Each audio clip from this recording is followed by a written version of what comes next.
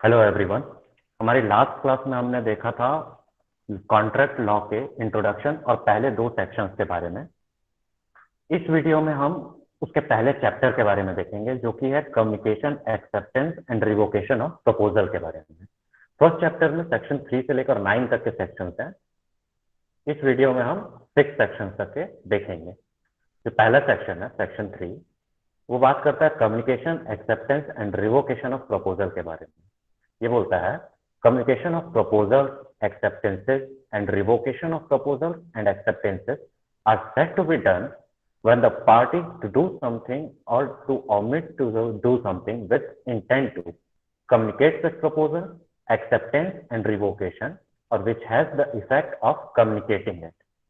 इसका मतलब ये है कि किसी भी प्रपोजल या एक्सेप्टेंस का कम्युनिकेशन या रिवोकेशन प्रपोजल का या एक्सेप्टेंस का उसका कम्युनिकेशन तब हुआ माना जाएगा जब कोई भी पार्टी कोई ऐसा काम करती है when the party do something और ओमिट टू डू समथिंग, मतलब उस काम को करने का लोप करती है, उस ऐसा काम जिसके थ्रू उसका इंटेंशन है उस प्रपोजल या रिवोकेशन को कम्युनिकेट करना, तब माना जाएगा कि उसने कम्युनिकेशन किया है।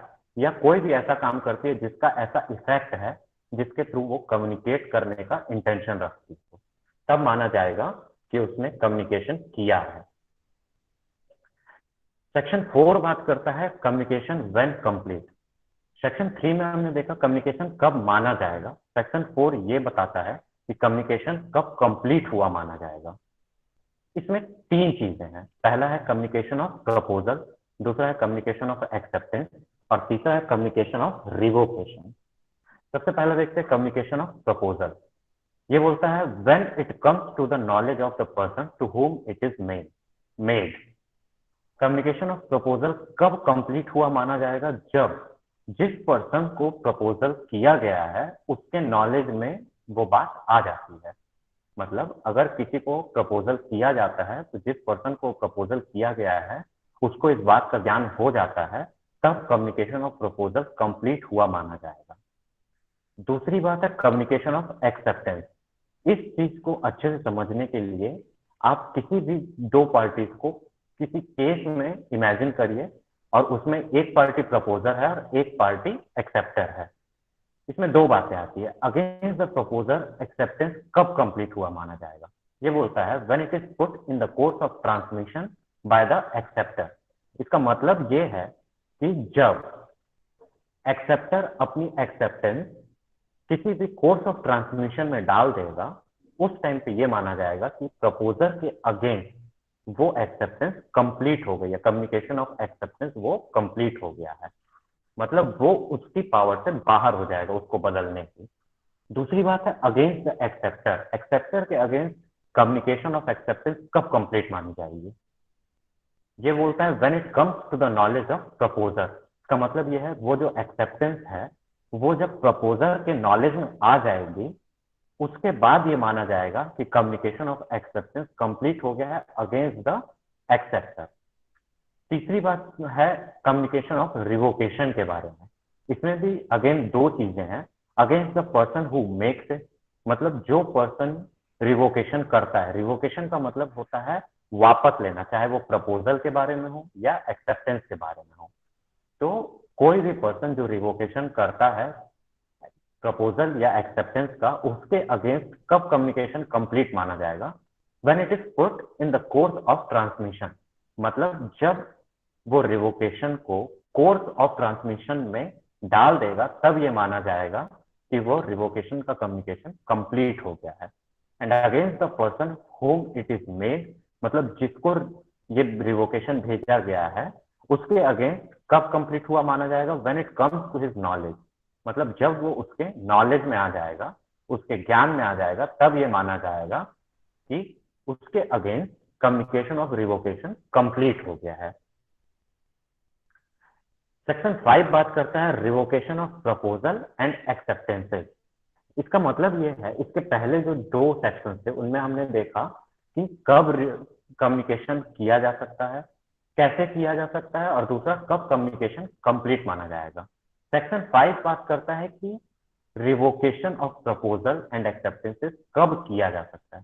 प्रपोजल को रिवोक कब किया जा सकता है? इसका आंसर है any time before the communication of its acceptance is complete against the proposal but not afterward. तो इसको समझने के लिए हमको सबसे पहले ये याद होना चाहिए कि communication of acceptance against the proposal कब कंप्लीट होता है। सेक्शन 4 में हमने ये चीज देखी है और ये बात करता है against the proposal communication of acceptance कब कंप्लीट होता है? When it is put in the course of transmission by the acceptor. तो प्रपोजल को कब तक रिवोक किया जा सकता है? जब तक कि उसका एक्सेप्टेंस एक्सेप्टर के द्वारा, एक्सेप्टर ने किसी भी कोर्स ऑफ ट्रांसमिशन में नहीं डाला है, उसके पहले तक के किसी भी प्रपोजल को रिवोक किया जा सकता है। और दूसरी चीज है एक्सेप्टेंस। एक्सेप्टेंस को कब रिवोक किया जा सकता है? Any time before the communication of acceptance is complete against the acceptor. Again इसमें हमको ये याद रखना होगा कि कम्युनिकेशन ऑफ एक्सेप्टेंस एक्सेप्टर के अगेंस्ट कब कंप्लीट होती है, जो सेक्शन 4 में दिया हुआ है। और ये बात करता है communication of acceptance against the acceptor कब कंप्लीट होगी? When it comes to the knowledge of proposal. मतलब किसी भी एक्सेप्टेंस को कब तक रिवोक किया जा सकता है? जब तक कि वो एक्सेप्टेंस प्रपोजर के नॉलेज में ना आ जाए, उसके पहले तक के किसी भी एक्सेप्टेंस को रिवोक किया जा सकता है। सेक्शन 6 देखते हैं। सेक्शन 6 बात करता है रिवोकेशन हाउ मेड।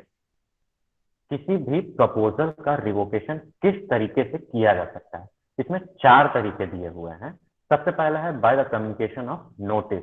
मतलब एक नोटिस के थ्रू आप किसी भी प्रपोजल को रिवोक कर सकते हैं, वो एक कम्युनिकेशन मेथड कहलाएगा।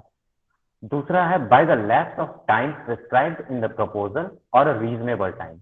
इसका मतलब यह है कि अगर प्रपोजल में एक टाइम प्रिस्क्राइब किया हुआ है कि इतने दिन या इतने महीनों के भीतर आपको प्रपोजल को एक्सेप्ट करना है, और अगर एक्सेप्टर उतने दिनों के अंदर वो प्रपोजल एक्सेप्ट नहीं करता है तो वो प्रपोजल रिवोक्ड माना जाएगा।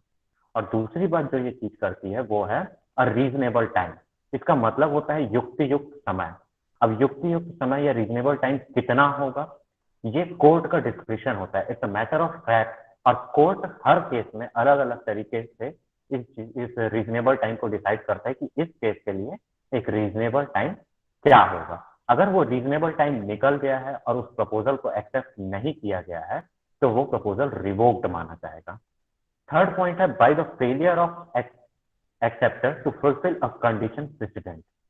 अगर प्रपोजल करते वक्त कोई कंडीशन रखी गई है कि अगर आप इस प्रपोजल को एक्सेप्ट करना चाहते हैं तो इस कंडीशन को फुलफिल कीजिए, इसका पालन कीजिए, और एक्सेप्टर वह कंडीशन फुलफिल नहीं करता है या उस कंडीशन को फुलफिल करने में चूक जाता है तो वो प्रपोजल रिवोक्ड माना जाएगा।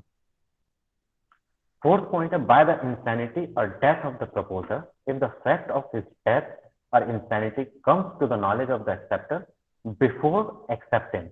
इसका मतलब ये है अगर प्रपोजर की मृत्यु हो जाती है या वह इंसेन हो जाता है और इस बात की जानकारी, उसकी मृत्यु या उसकी इंसैनिटी की जानकारी एक्सेप्टर को उस प्रपोजल को एक्सेप्ट करने से पहले लग जाती है तो वो प्रपोजल रिवोक्ड माना जाएगा। मतलब एक्सेप्टर ने प्रपोजल को एक्सेप्ट नहीं किया है और अगर उसको पता चल गया कि वह प्रपोजल इंसेन हो गया है या उसकी मृत्यु हो गई है तो वो प्रपोजल रिवोक्ड माना जाएगा।